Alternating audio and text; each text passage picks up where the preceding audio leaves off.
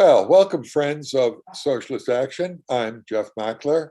I'm the National Secretary of Socialist Action, and I'd like to welcome you to our Zoom webinar. The subject today is President Biden's first 100 days. As we speak, President Biden is planning to address a joint session of Congress tomorrow on his achievements or lack thereof. We're going to be discussing the president's first 100 days from a different perspective. With us today, we have our first speaker, Joe Lombardo. Joe is a lifelong social justice activist and is currently, and for the past 10 years, the national coordinator of UNAC, the United National Anti-War Coalition, the coalition of several hundred anti-war and social justice organizations that has called periodic mass demonstrations against US wars against working people at home and wars abroad. Bring the troops home now. Joe, glad you're with us. We're also joined by Mark Ostapiak. He is an activist in a caucus within the SEIU called Drop the Cops. And their basic thesis is that cops shouldn't be in the trade union movement today. Mark is an activist member of SEIU Local 1021 in the San Francisco Bay Area. And I'm going to be the third speaker. Our format will be initial presentations, followed by comments, and then you are welcome to join us with remarks in the chat. In the meantime, I encourage everyone to join or subscribe to our YouTube channel so you can visit us and see the many webinars that we organize. And check out our website, socialistaction.org, for information on joining. So with that, welcome everyone, and let's begin with Joe Lombardo from the United National Anti-War Coalition. Hello, everyone, and thanks to Socialist Action and to Jeff Mackler for having me speak here today. Jeff is a longtime friend for many years, many decades, from whom I've learned an awful lot, and so I'm very glad to be here with him and the rest of you today. I'm mainly going to speak about the first 100 days of Biden's administration from perspective of war and peace, imperialism, anti-war, etc. There's a lot more that can be said, but I'm sure that will be covered also in the webinar. There was very little difference in international policy between the Democrats and Republicans for many years.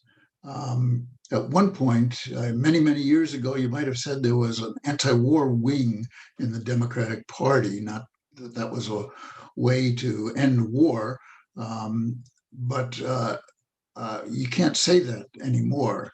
In fact, during the Trump administration, I often said that I thought the Democrats were to the right of the Republicans on the question of war and peace.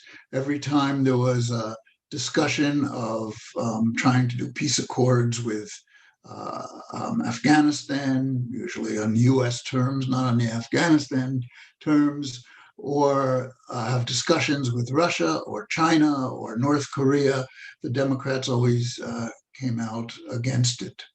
So it was clear to me that when Biden got in, there would be very little difference between the policies of the two administrations. And I think that's pretty much what we've seen in the first 100 days. Of course, one of his first moves as president was that he bombed Syria. He bombed a town in Syria, killing 30 people, and he increased the number of troops, American troops, in Syria. He's proposed a Pentagon budget, which is the largest of any that has ever existed. He has continued with the whole host of sanctions against countries. There are now sanctions against 39 countries. And sanctions are just another form of war. Some people think maybe sanctions are better because there's not bullets flying or something of that sort. But sanctions really have killed more people in recent years than any other form of warfare. Between the Gulf War and the shock and awe war, for instance, in Iraq, it was said 1.5 million Iraqis were killed because of sanctions. UNICEF, the United Nations Children's Fund, said 500,000 children were killed by US sanctions in Iraq.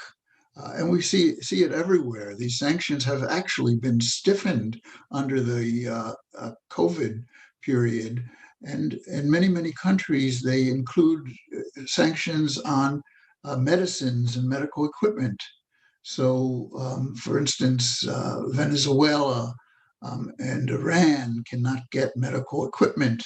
In Venezuela alone, from not being able to get medicines for things like HIV and cancer prior to the COVID situation, they estimated that 40,000 people in that country alone died just from this. This is a war crime. It should be considered a war crime, and it's continuing under the Biden administration, even against Iran. And, you know, when Obama was president and Biden was the vice president, this was one of their signature policies. They made this agreement with Iran, and part of it was that the U.S. would lessen sanctions.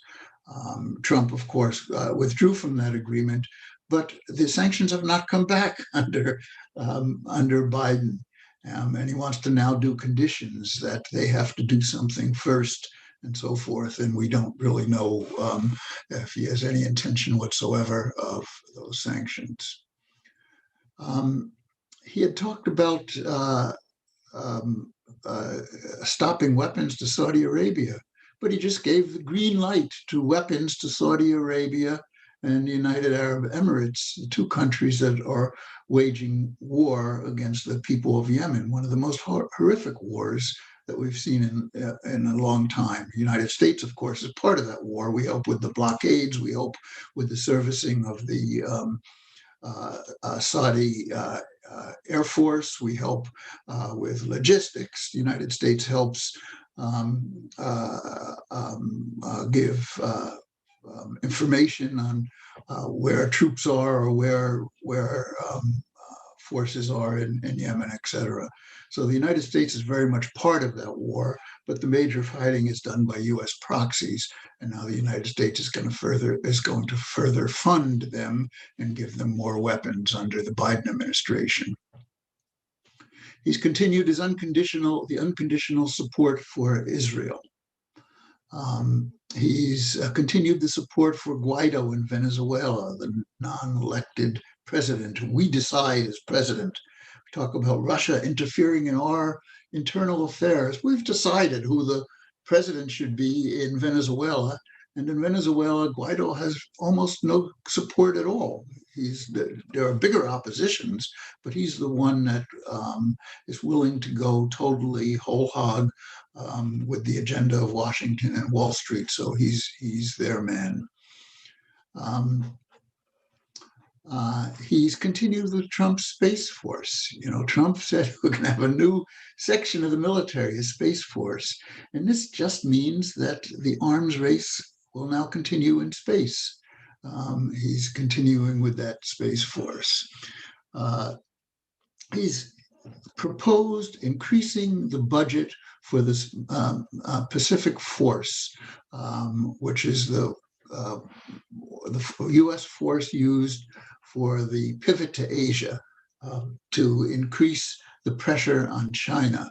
And this is a very serious thing. This is part of what is considered now the new Cold War. It is clear that China is surpassing the United States in many areas, including economically.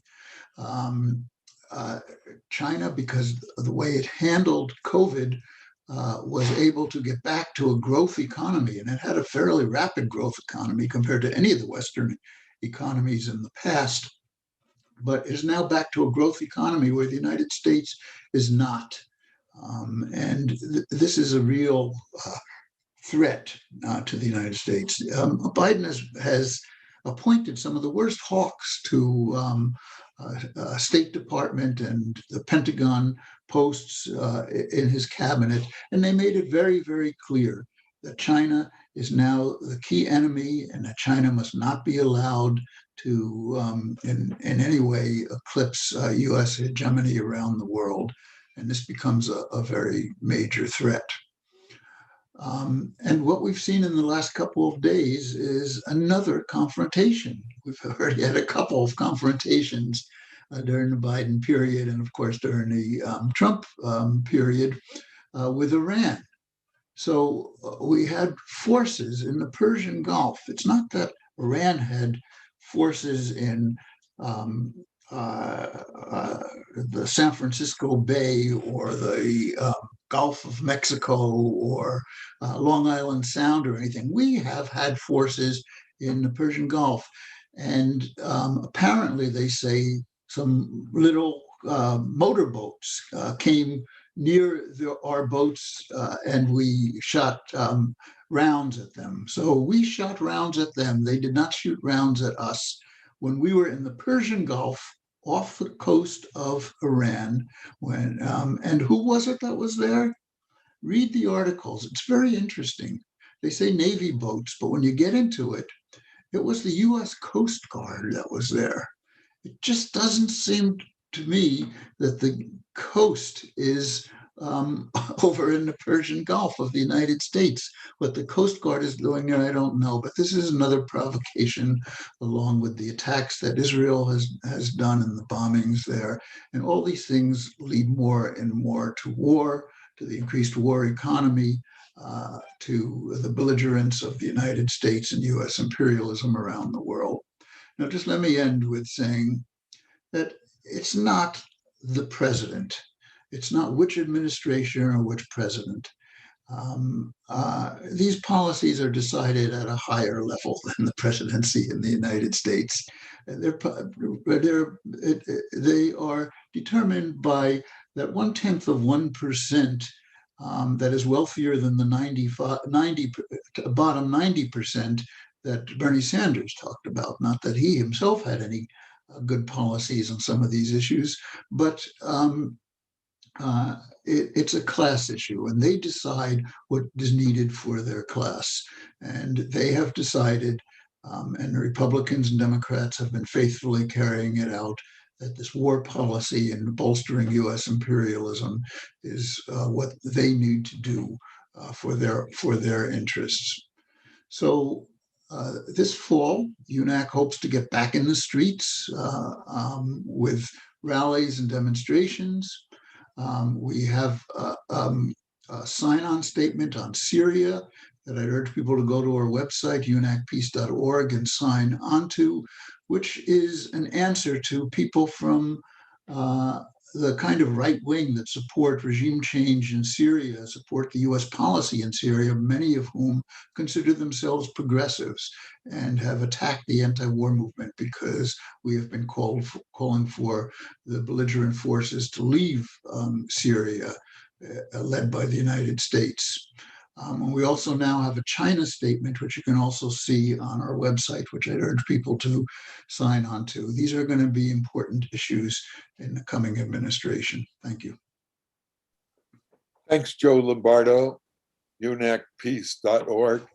I'll only add that some 1,500 people have signed the Syria petition. It's only been up a couple of days. Add your name.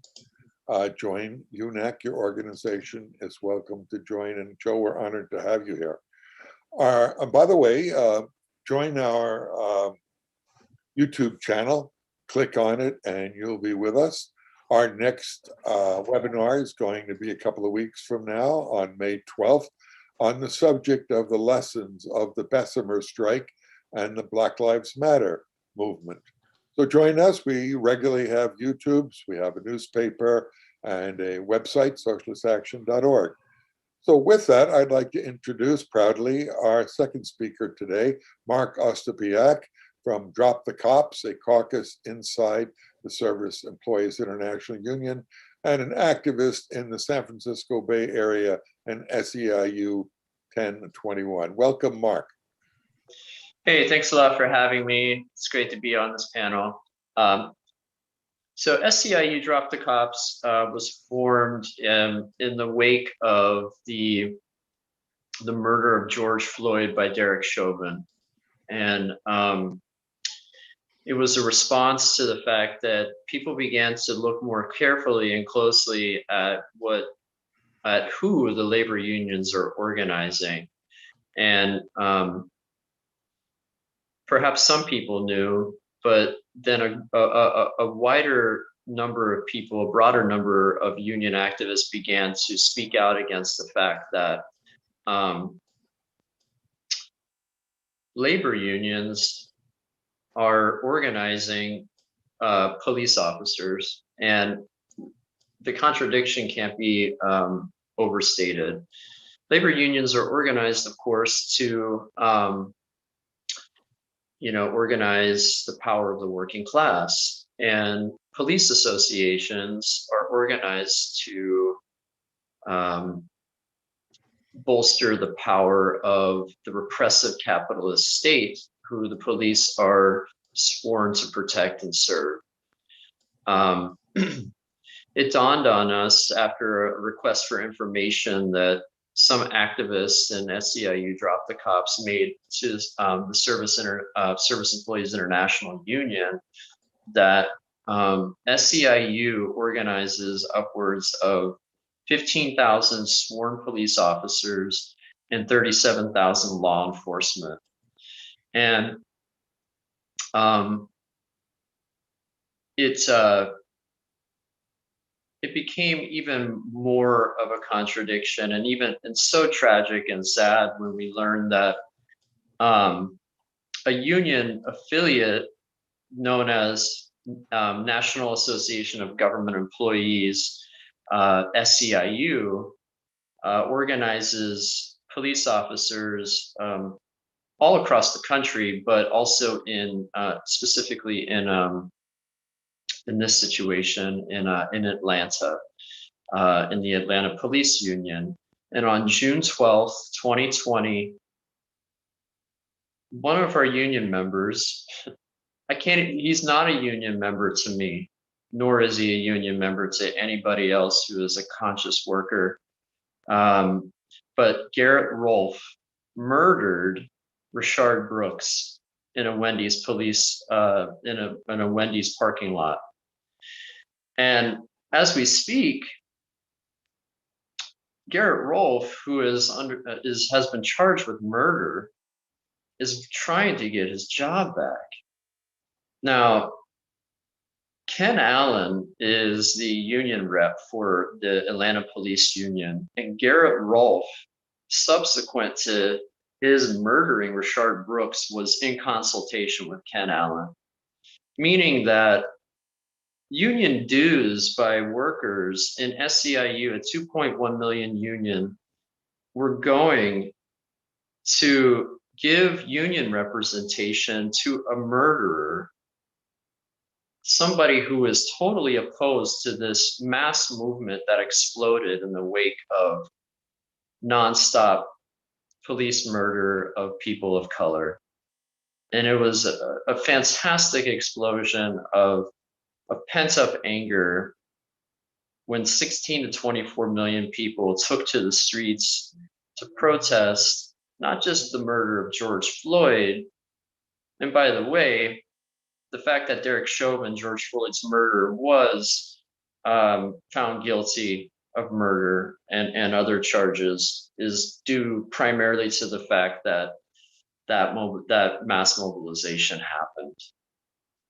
And other unions began to speak up too, and like there's a Writers Guild union that's an affiliate of the AFL-CIO. The AFL-CIO organizes police in IATSE, another police union, and This became apparent in the aftermath of the murder of Mike Brown in Ferguson in 2014. Without any irony, the leader, the president of the AFL-CIO, Richard Trumka, said that upon the murder, I think, of the police officer who is organized in an AFL-CIO union, Richard Trumka said that it's a tragic day. One of our brothers killed our sister's son. That's because Mike Brown's mother was also an AFL-CIO worker. And so you have like unions like the Writers Guild who came out and they passed a resolution to demand that AFL-CIO disaffiliate from the trade, AFL-CIO disaffiliate from police unions. And that's also the demand of Drop the Cops. That's the primary demand of Drop the Cops, is disaffiliation of police unions from our union. And the main reason is because there is a class contradiction between workers and the police. Workers create with their own labor all of the things that we enjoy in the world. But the profits that are made by the boss are off of the labor of workers.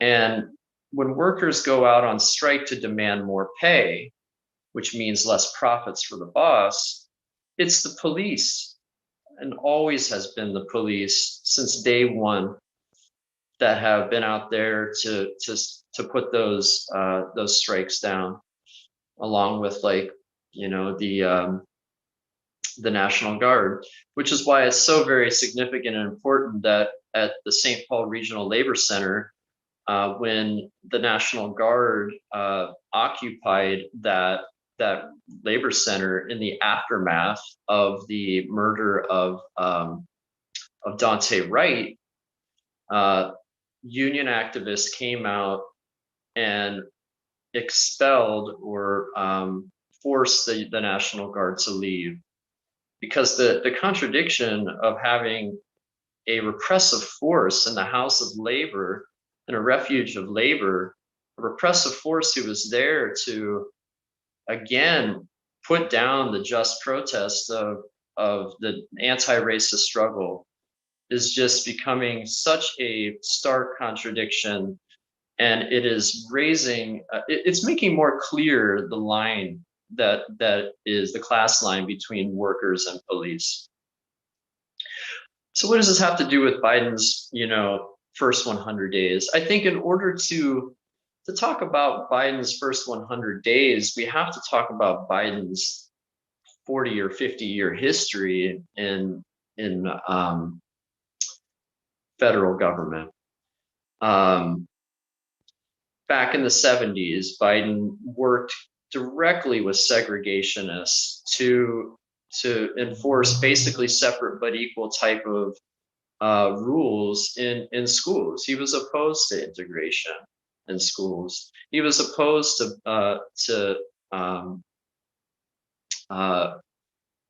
things like busing Black students to white schools.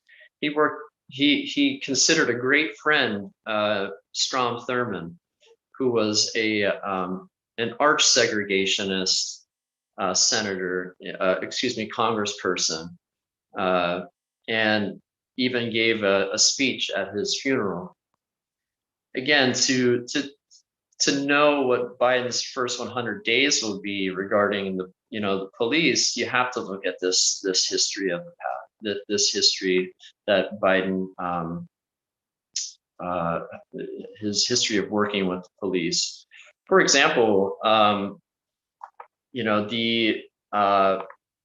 the fact that we have a mass prison industrial complex in its current form that employs slave labor, literally slave labor, in the prisons, is due primarily to the leadership of Joe Biden. There was a Washington Post article some time ago where Biden was quoted as saying, the National Association of Police Organizations, a coalition of police unions representing 220,000 police departments, he said they effectively wrote the 1994 crime bill. And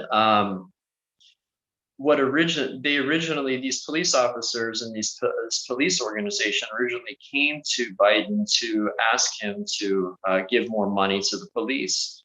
And what they came out with was not only more money for the police, but a massive expansion of prisons and an escalation in racial profiling, an escalation in, the war on drugs to put people of color unjustly into prison, even though we know that people of color and white people use drugs at about the same rate. To also know Joe Biden's, first 100 days is to know that during the Obama administration, Obama gave $2 billion to police departments around the country. And now I'm going to ask you to wrap it up in a minute or so, and we'll catch you on the second round. I'll wrap it up just in a minute. Thank you. And to say that, this Justice for George Floyd and Policing Act that is, Joe Biden is so eager to sign into law. The Congressional Budget Office says that it will shower 18,000 police departments throughout the country with $1.1 billion over the life of this bill. So what we're looking at when it comes to police, Joe Biden, and the repressive force against the struggles against racism and for union rights, we're looking at an expansion of police and an increase in funding. Thanks so much, Mark. Once again, our next webinar is going to be May 12th on the subject of lessons of the Bessemer strike. Check out our YouTube, join us so you can be with us. Check out our website, socialistaction.org. And I am Jeff Mackler, the National Secretary of Socialist Action. And our subject tonight is President Joseph Biden's first 100 days. He's slated to talk to a joint session of Congress tomorrow on that subject, touting his record.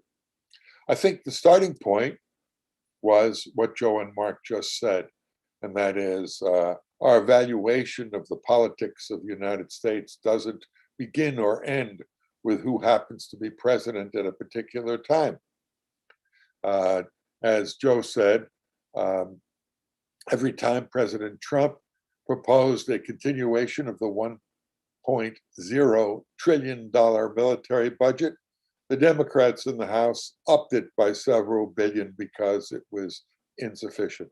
Joe Biden was Obama's vice president and participated in 7 simultaneous wars against working people.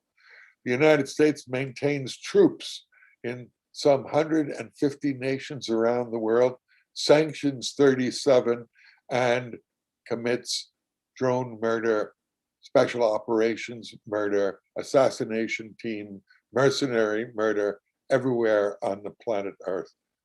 Biden's first act was to increase the number of troops in Syria. American troops occupy the most fertile land in northeastern Syria, where they support a local group of so-called rebels that sells Syrian oil and Syrian agricultural products to Turkey.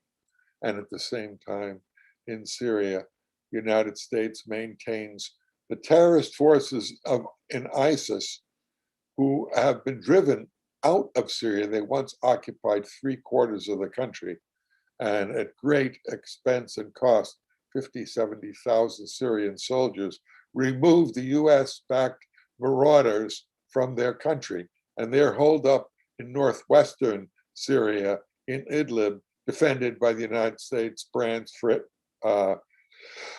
Britain, and NATO. So American imperialism hasn't changed in its fundamentals under Biden. It has the same policies, the same troops, the same sanctions, the same wars that the Obama administration had and the Trump administration had.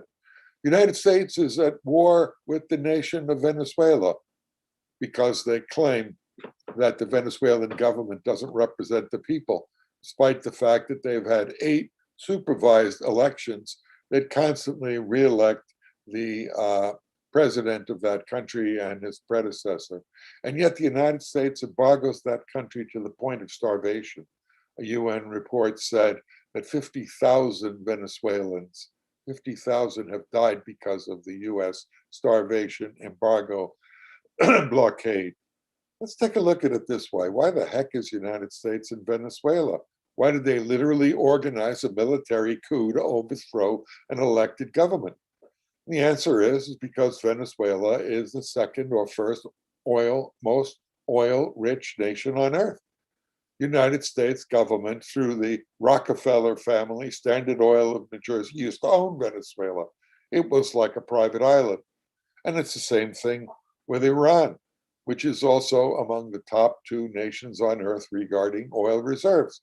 The United States wants to keep Iran's competitive oil off world markets so it can continue its fossil fuel selling of oil around the world. The United States, for the first time in the last couple of years, is a net oil exporter. They don't want to compete, so they sanction Iran and keep its oil off world markets, the same as Venezuela.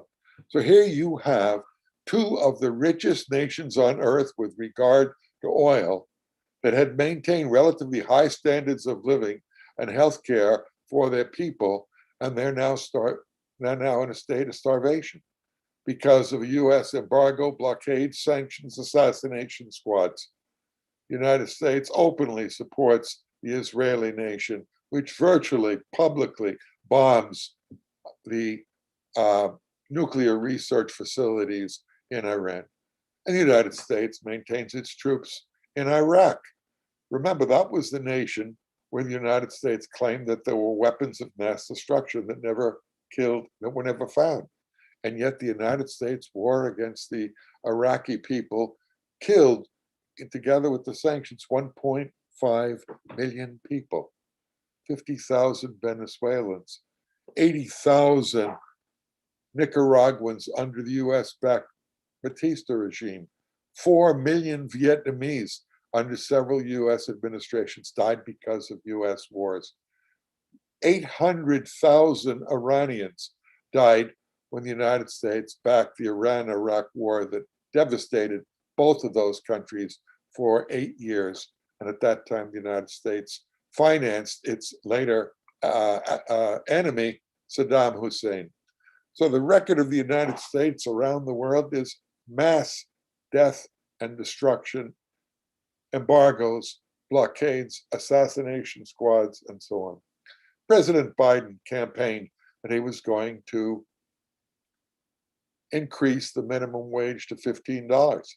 His first bill, his $1.7 or $1.9 trillion bailout bill, neglected that. He promised $2,000 per person for people who were devastated by the effects of COVID-19, by losing their jobs, by being evicted. He cut that down to $1,400. He said he would tax the richest corporations and raise their tax rate. He limited that tax in his second bill to the top 49 corporations whose income is over $2 billion. He says he's going to pay for this by taxing the rich.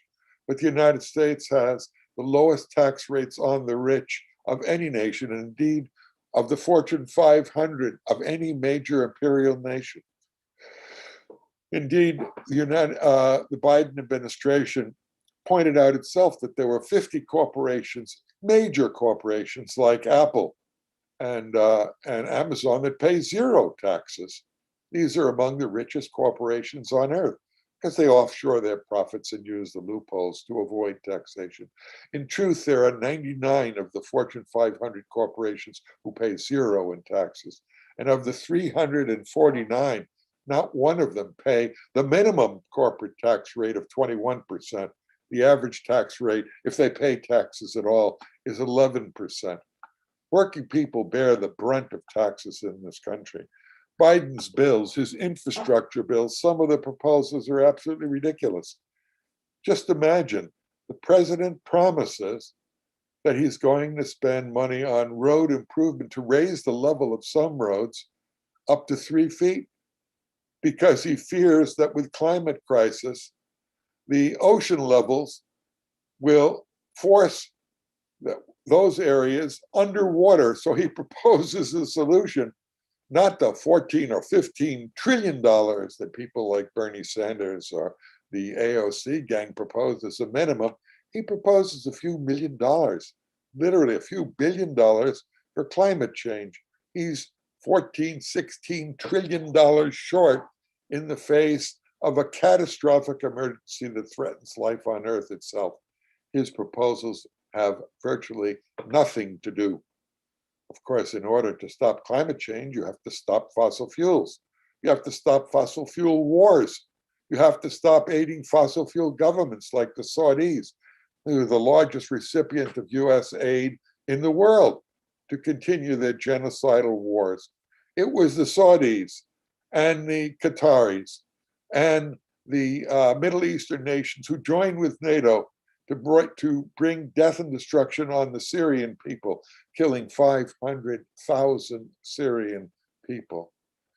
UNEC's position and Socialist Action's position is, regardless of our opinion of the governments of any of these poor and oppressed nations, we don't support the right of the United States to intervene anywhere in the world. We support the simple proposition of the right of self-determination of poor and oppressed people. So we say, US, out of the Middle East, hands off Syria, hands off Yemen, hands off Venezuela and Nicaragua, all of those countries, and Cuba, that the United States is sanctioning. Biden shed some crocodile tears for the 1,000 people that the cops kill every year. 1/3 Black, one unarmed Black person dies every day. And yet his first bill proposed $300 million more for the police departments of the country. More cops, not less. Tragedy is that when working people take off and challenge the racist system like the 20 million people did during the Black Lives Matter protests that were gassed and tear gassed and concussion grenade bombed by the police around the country, 20 million people in 2,000 cities took to the streets and said no to racist police brutality. The Biden administration did nothing and came up with a bill for more money for the cops, not less. The tragedy is that the leadership of that movement, a very tiny layer that received $90 million from the corporate elite, the NGOs, the leaders of the so-called Black Lives Matter movement, that is, those were funded by the corporate elite, received those funds for the single purpose of sheep herding people back into the Democratic Party. I want to say this to some newcomers here. In my day, and I'm an old guy, the Democratic Party had two wings. The southern wing was the former slaveocracy. The Democratic Party was formed and born in the struggle against Reconstruction, in the struggle to maintain the power of the Southern slaveocracy. So in my day, in the 40s, in the 50s, and the 60s, all the way up into the 70s, the Democratic Party was a party of Northern liberals and Southern racist Democrats, like Strom Thurmond, who Mark so eloquently talked about. And that is, it was a deal. We had a JFK in 62 who ran for president as the Northern liberal, and his partner was Lyndon Johnson from Texas, who had in his deeds to his house provisions that his property couldn't be sold to Blacks. And it was the same thing. Racist George Wallace was a member of the Democratic Party. Faubus and Eastland, the senators from the South, Mississippi, Lord save me from Talmadge, LSMFT. These southern racist slave states were presided over by the former slavocracy, and they were the component of the Democratic Party. And they still are today. The Democrats have a 50-50 split in the US Senate, and some of their so-called conservative moderates are the heirs to the slavocracy. Al Gore's father was a Southern racist bigot. Jimmy Carter was a Southern racist bigot. Indeed, that's the reason why the Democrats ran Jimmy Carter, because they couldn't get any votes in the South because most of the Democrats had joined the Republicans. So they needed an Al Gore in Tennessee or a Jimmy Carter in Georgia to get the Southern racist vote to keep the Democrats in power. The Democratic Party has a mask. It's a mask of civility, of social justice. You rip off that mask, it's the mask of the modern day segregationists and racist bigots, the mask of the police terrorists, the mask of a Black man like Obama presiding over 7 simultaneous wars against oppressed people around the world. Conclusion. The president's first 100 days are not qualitatively different, other than rhetoric. If you read the New York Times, the basic voice of the Democratic Party, everything is sweet.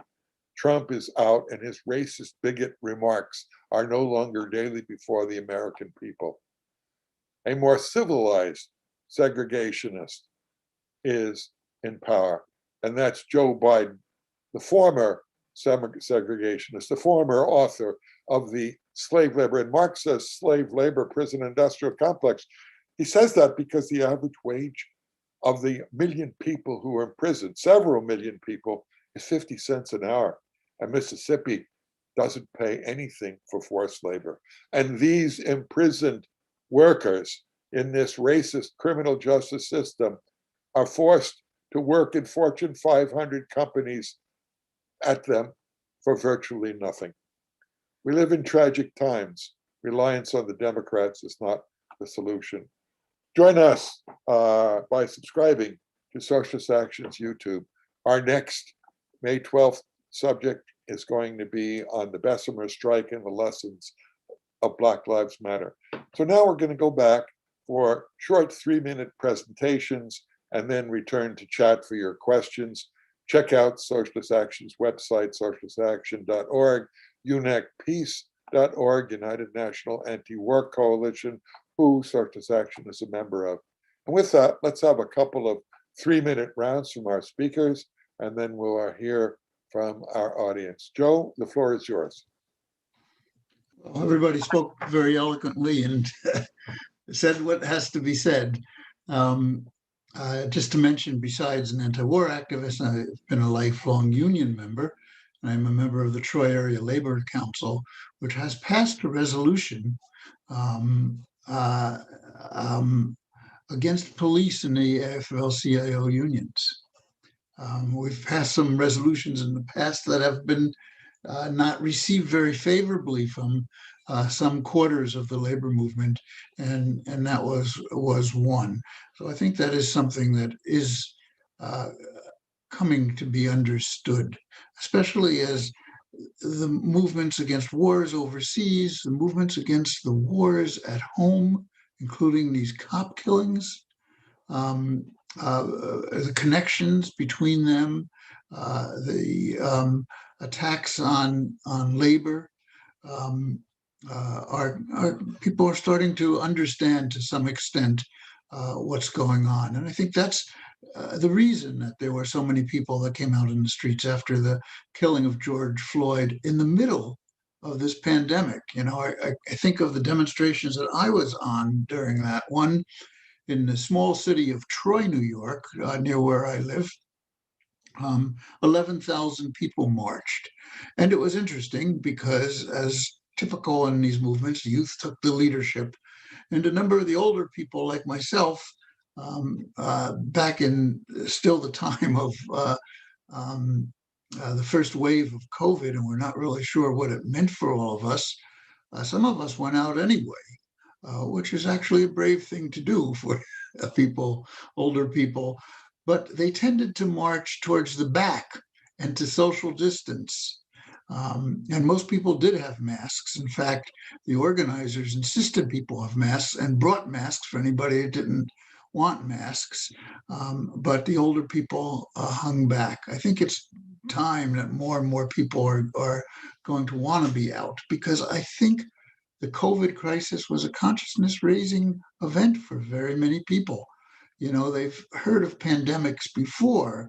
There were things that happened in Africa and Asia and these darker countries. And, you know, there's a lot of racism that was involved in that. It couldn't happen here, but it did happen here. And we handled it worse than any of the other countries. We had the largest number of deaths, the largest number of infections. We couldn't even come up with a cohesive policy.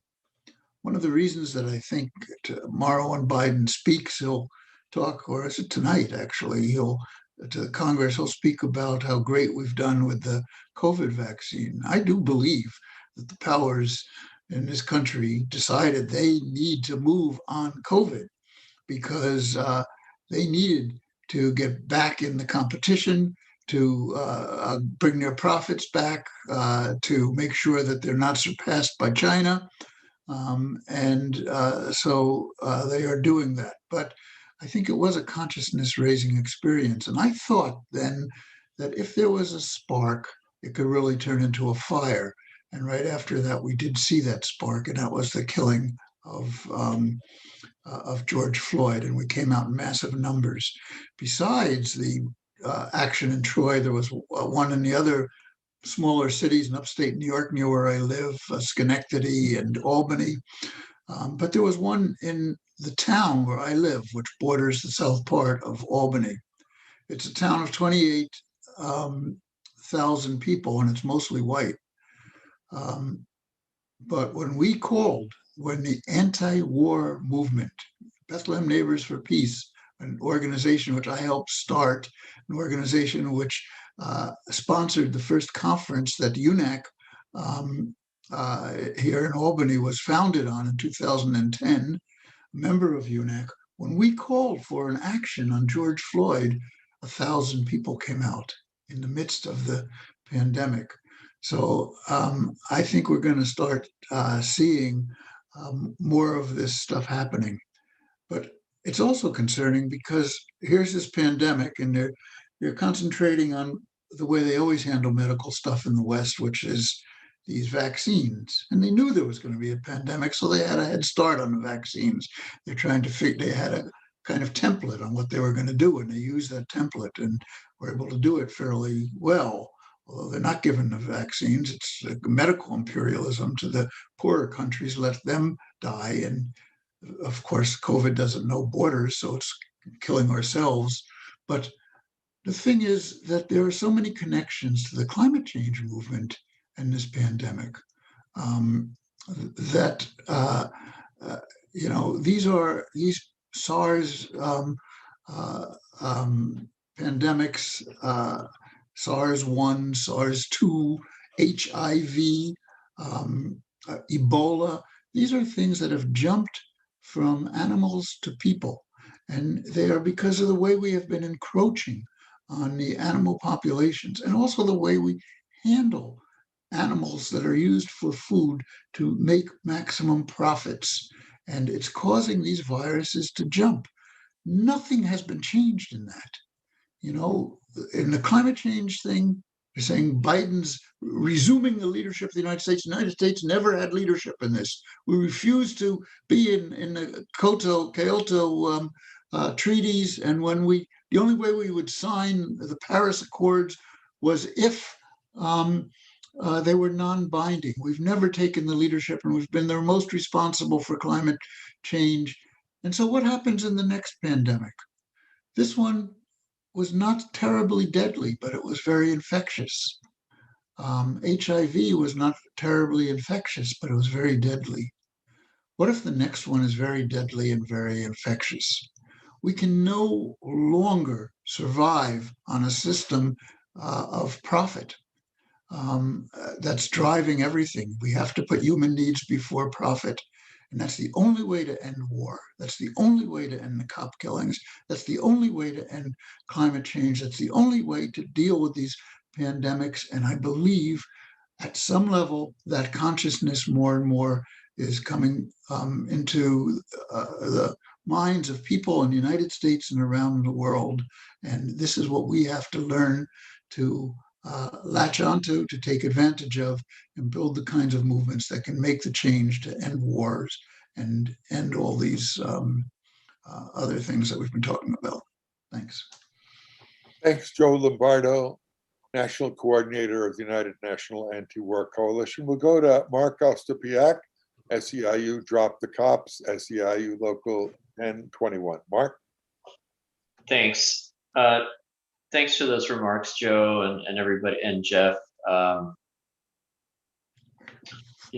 Joe speaking about the virus, SARS-1, SARS-2, HIV, etc., and talked about the way in which the system, capitalist system, encroaches onto the animal populations, thus, making it more and more possible for these zoonotic type of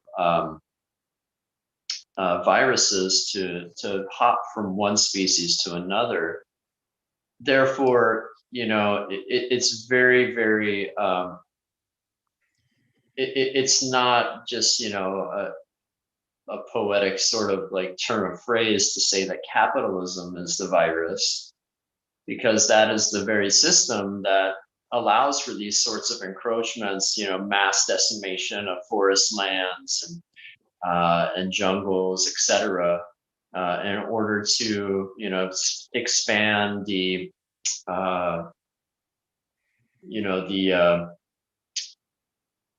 food systems that are highly profitable for agribusiness,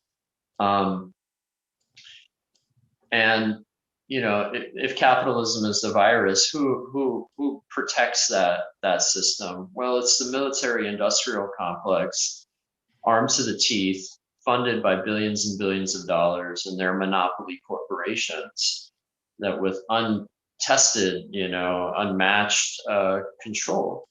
And the same thing with police, and we can't understate, I think, the connection, right? Going back into the 90s, you had since the 1990 to 2014, there was a Pentagon program that has funneled $5 billion worth of equipment to the police, including $1.4 billion in tactical military equipment. Thus, this is why you see the militarized police out in the streets repressing these anti-racist movements. And it should be noted that the New York Times put out an article in the wake of the Floyd protests last summer, saying, in 99 cities, we documented that police used tear gas and brutalized protesters and journalists, etc. I did it, because the New York Times is not one to call out the Democratic Party. I did a quick little analysis. I said, okay, 99 cities, who was the mayor, who was the governor of the state, of the city? And in those cities, 62% of those 99 cities were presided over by the Democrats. And same thing is happening in St. Paul. You see, the National Guard coming out to repress these movements. And of course, since the labor movement, and I know I haven't really touched much because for lack of time on the labor movement, and I know we'll be talking about Bessemer in a couple weeks, but Bessemer was a tragedy. It was a terrible loss, and it was due in large part to the fact that the union leadership is totally craven and tied to the Democratic Party and their politics. and their strategy and tactics. They have no faith in the ranks to mobilize and win. And the future of the labor movement is going to depend on, not on the National Labor Relations Board. It's going to depend on class struggle unionism that won the labor movement its victories back in the 30s when laws were broken.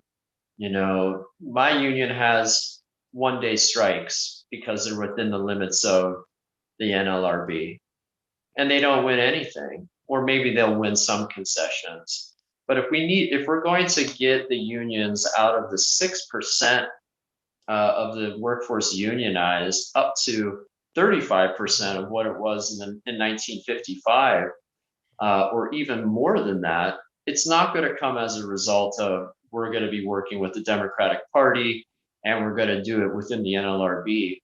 It's going to be a whole new leadership and a whole new orientation to class struggle politics, because you know, when you think that the police have gotten $5 billion in material from the Pentagon, we have a huge force to go up against. And the only thing we have are our numbers. And we see 16 to 24 million people out again, mobilizing in the streets.